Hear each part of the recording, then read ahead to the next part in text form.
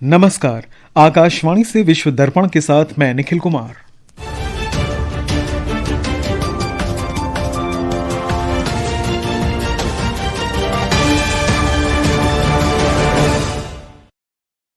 विदेश मंत्री डॉक्टर सुब्रमण्यम जयशंकर ने कहा, हाल के वर्षों में युद्ध की प्रकृति में मूलभूत परिवर्तन आया है। जोर देकर कहा, भारत का दृष्टिकोण रणनीतिक स्वायत्तता सुनिश्चित करते हुए यथासंभव अधिकतम लाभप्रद संबंध बनाए रखना होगा। वाणिज्य और उद्योग मंत्री पीयूष गोयल कल से 2 दिन की कतर यात्रा पर जाएंगे।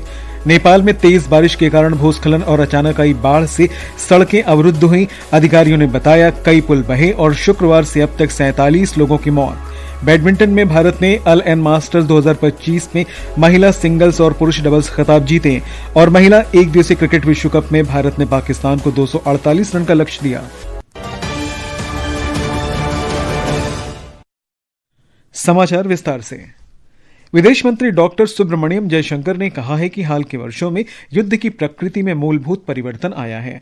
उन्होंने उन्नत हथियारों और तकनीक से आकार ले रहे संपर्क रहित युद्धों के एक नए युग की ओर इशारा किया। डॉक्टर जयशंकर ने यह बात आज शाम नई दिल्ली में कौटिल्य आर्थिक सम्मेलन के दौरान कही। The nature of weaponry, the nature of war has today. युद्ध और हथियारों का स्वरूप मौलिक रूप से बदल गया है। अजरबैजान, अर्मेनिया से लेकर यूक्रेन, रूस, इजराइल, ईरान तक के संघर्ष गतिरोध हथियारों से संचालित संपर्क रहित युद्धों को दर्शाते हैं, जिनके अत्यधिक प्रभावशाली और कभी-कभी निर्णायक परिणाम हो सकते हैं। ये आज के अशांत समय के परिदृश्य को परिभाषित करते हैं। Of this landscape of these turbulent times. इस जटिल परिवेश में भारत की स्थिति पर डॉक्टर जयशंकर ने जोर देकर कहा कि नई दिल्ली की ताकत आंतरिक क्षमता निर्माण में निहित है। उन्होंने कहा कि भारत के लिए एक अधिक कठिन दुनिया का समाधान बाहर नहीं बल्कि अंदर है। विनिर्माण को गहरा करने, मानव संसाधन और बुनियादी ढांचे में सुधार करने तथा नए व्यापार खोजने में ये बातें निहित हैं। विदेश मंत्री ने कहा कि भारत का दृष्टिकोण यथासंभव अधिक से अधिक उत्पादक संबंधों को बनाए रखना होगा। उन्हें अनन्य बनाए बिना रणनीतिक स्वायत्तता सुनिश्चित करते हुए कई वैश्विक भागीदारों के साथ रचनात्मक रूप से जुड़ना होगा। भारत और अमेरिका के संबंधों पर डॉक्टर जयशंकर ने कहा कि भारत सरकार मौजूदा व्यापार मुद्दों को सुलझाने के लिए अमेरिका के साथ सक्रिय रूप से बातचीत कर रही है। केंद्रीय वाणिज्य और उद्योग मंत्री पीयूष गोयल कल से कतर की 2 दिन की यात्रा पर दोहा जाएंगे। अपनी यात्रा के दौरान श्री गोयल कतर के वाणिज्य और उद्योग मंत्री शेख फैसल बिन सानी अल फैसल अल सानी के साथ कतर भारत संयुक्त व्यापार और वाणिज्य आयोग की बैठक की अध्यक्षता करेंगे। एक रिपोर्ट। वाणिज्य और उद्योग मंत्रालय ने बताया कि श्री गोयल की ये यात्रा भारत द्वारा कतर के साथ अपने व्यापार और निवेश संबंधों को दिए जाने वाले महत्व को दर्शाती है। यात्रा के दौरान श्री गोयल कतर के अन्य गणमान्य व्यक्तियों और कतर चैम्बर तथा कतरी व्यवसायी संघ के शीर्ष व्यापारियों से मुलाकात करेंगे। इसके अलावा वे institute of chartered accountant of India के दोहा चैप्टर, भारतीय व्यापार और व्यावसायिक परिषद कतर के प्रतिनिधियों के साथ साथ कतरी उद्योग के वरिष्ठ सदस्यों और कतर में भारतीय समुदाय के साथ भी बातचीत करेंगे। विभिन्न मंत्रालयों के वरिष्ठ अधिकारी भी श्री गोयल के साथ मौजूद रहेंगे। मंत्रालय ने कहा कि इस बैठक के दौरान दोनों पक्षों द्वारा द्विपक्षीय व्यापार प्रदर्शन की समीक्षा, मौजूदा व्यापार बाधाओं और गैर टैरिफ मुद्दों के समाधान तथा व्यापार और निवेश प्रवाह को बढ़ाने के अवसरों की खोज पर व्यापक चर्चा होने की उम्मीद है। मंत्रालय ने बताया कि वार्ता में प्रस्तावित भारत कतर मुक्त व्यापार समझौते पर विचार विमर्श होने की भी संभावना है। विश्व दर्पण के लिए शक्ति सिंह। रक्षा मंत्री राजनाथ सिंह 9 अक्टूबर से ऑस्ट्रेलिया की 2 दिन की आधिकारिक यात्रा पर रहेंगे। रक्षा मंत्री ऑस्ट्रेलिया के उप प्रधानमंत्री और रक्षा मंत्री रिचर्ड मार्लेस के निमंत्रण पर ऑस्ट्रेलिया की यात्रा कर रहे हैं। रक्षा मंत्रालय ने कहा कि श्री सिंह की इस यात्रा के दौरान ऑस्ट्रेलिया के रक्षा मंत्री के साथ द्विपक्षीय वार्ता होगी। रक्षा मंत्री सिडनी में एक व्यावसायिक गोलमेज बैठक की अध्यक्षता भी करेंगे। भारतीय नौसेना और ब्रिटेन के रॉयल नेवी के बीच द्विपक्षीय अभ्यास कोंकण 2025 आज से भारत के पश्चिमी तट पर शुरू हुआ। यह अभ्यास सुरक्षित, खुले और समावेशी समुद्र के लिए दोनों देशों की प्रतिबद्धता की पुष्टि करता है और भारत ब्रिटेन दृष्टिकोण 2035 में निहित रणनीतिक साझेदारी का उदाहरण प्रस्तुत करता है। यह अभ्यास 5 से 12 अक्टूबर 2025 तक 2 चरणों में आयोजित किया जा रहा है।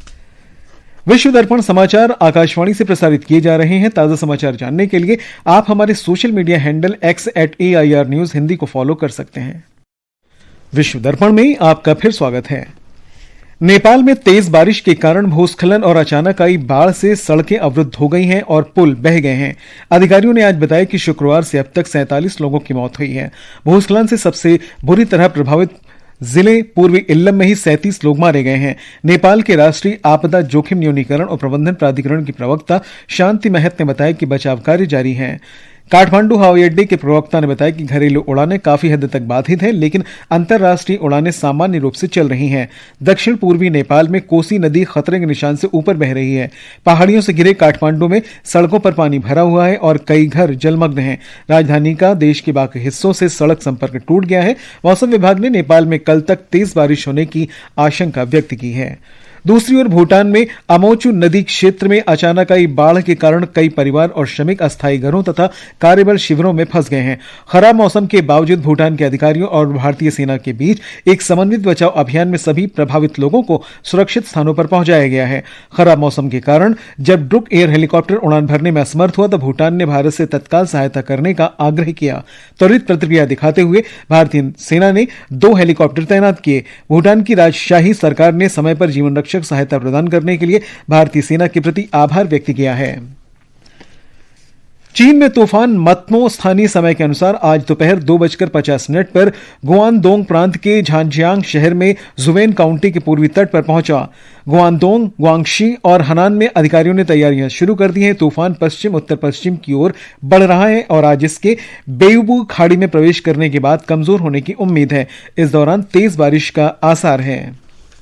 पाकिस्तान के खैबर पख्तूनख्वा प्रांत में तहरीके तालिबान पाकिस्तान के आतंकवादियों और शांति समिति के सदस्यों के बीच हुई झड़प में 2 लोगों की मौत हो गई। स्थानीय पुलिस ने आज बताया कि झड़प के दौरान शांति समिति के एक सदस्य और एक पैदल यात्री की मौत हुई। कुछ घायलों को तुरंत इलाज के लिए पास के अस्पताल पहुंचाया गया। यूक्रेन में रात भर हुए रूस के मिसाइल और ड्रोन हमलों के बाद 5 लोगों की मौत हो गई और हजारों लोग बिजली के बिना रह रहे हैं। रूस के रक्षा मंत्रालय ने कहा है कि उसने यूक्रेन के सैन्य और बुनियादी ढांचे के ठिकानों पर सफलतापूर्वक एक बड़ा हमला किया है। रूस में वायु रक्षा इकाइयों ने रात भर में 32 यूक्रेनी ड्रोन नष्ट किए। रूस और कुछ छोटे तेल उत्पादकों के पेट्रोलियम निर्यातक देशों के संगठन ओपेक ने नवंबर से तेल उत्पादन में 1,37,000 बैरल प्रतिदिन की वृद्धि करने का निर्णय लिया है। यह फैसला अक्टूबर में उत्पादन में बढ़ोतरी होने के बाद लिया गया है। एक रिपोर्ट। ओपेक और अन्य तेल उत्पादकों ने इस वर्ष अपने तेल उत्पादन लक्ष्य में 26 लाख बैरल से अधिक की वृद्धि की है, जो वैश्विक मांग का लगभग 2.5% है। वर्षों तक उत्पादन में कटौती के बाद इस नीति में बदलाव का उद्देश्य अमेरिकी शेल उत्पादकों जैसे प्रतिद्वंदियों से बाजार हिस्सेदारी फिर से हासिल करना है। पिछले सप्ताह वैश्विक कच्चे तेल की कीमत में काफी गिरावट देखी गई है। शुक्रवार से ब्रेंट कच्चे तेल के वायदे मूल्य में 8.1% की गिरावट आई और ये $64.53 प्रति बैरल पर हुआ, जबकि अमेरिकी क्रूड 7.4% नीचे आकर $60.88 प्रति बैरल पर पहुंच गया। विश्व दर्पण के लिए वैष्णवी। खेलों में भारतीय बैडमिंटन खिलाड़ियों ने अबू धाबी में अल एन मास्टर्स 2025 टूर्नामेंट में महिला सिंगल्स और पुरुष डबल्स का खिताब जीत लिया है। पुरुष डबल्स में हरिहरन अमसा करुणन और अर्जुन मदाथिल रामचंद्रन की भारतीय जोड़ी ने फाइनल में इंडोनेशिया के रेमंड इंद्र और निकोलस जोकिन को पराजित किया। वहीं महिला सिंगल्स में श्रेयांशी वल्ली शेट्टी ने अपने ही देश की तस्नीम को मात दी। कोलंबो में एक दिवसीय महिला क्रिकेट विश्व कप मुकाबले में भारत ने पाकिस्तान को 248 रन का लक्ष्य दिया है। ताजा समाचार मिलने तक पाकिस्तान ने 37वें ओवर में 5 विकेट पर 135 रन बना लिए हैं। पाकिस्तान ने आज टॉस जीतकर गेंदबाजी का फैसला किया था। नई दिल्ली में विश्व पैरा एथलेटिक्स चैंपियनशिप के अंतिम दिन भारतीय खिलाड़ियों ने 4 पदक जीते हैं। इसके साथ ही भारत ने 6 स्वर्ण, 9 रजत और 7 कांस्य पदकों के साथ 10वां स्थान हासिल किया है। और अंत में मुख्य समाचार एक बार फिर। विदेश मंत्री डॉक्टर सुब्रमण्यम जयशंकर ने कहा, हाल के वर्षों में युद्ध की प्रकृति में मूलभूत परिवर्तन आया है। जोर देकर कहा, भारत का दृष्टिकोण रणनीतिक स्वायत्तता सुनिश्चित करते हुए यथासंभव अधिकतम लाभप्रद संबंध बनाए रखना होगा। वाणिज्य और उद्योग मंत्री पीयूष गोयल कल से 2 दिन की कतर यात्रा पर जाएंगे। नेपाल में तेज बारिश के कारण भूस्खलन और अचानक आई बाढ़ से सड़कें अवरुद्ध हुई। अधिकारियों ने बताया कई पुल बहे और शुक्रवार से अब तक 47 लोगों की मौत। बैडमिंटन में भारत ने अल एन मास्टर्स 2025 टूर्नामेंट में महिला सिंगल्स और पुरुष डबल्स का खिताब जीते। और महिला एक दिवसीय क्रिकेट विश्व कप में आज भारत ने पाकिस्तान को 248 रन का लक्ष्य दिया है। इसके साथ ही विश्व दर्पण का ये अंक समाप्त हुआ। नमस्कार।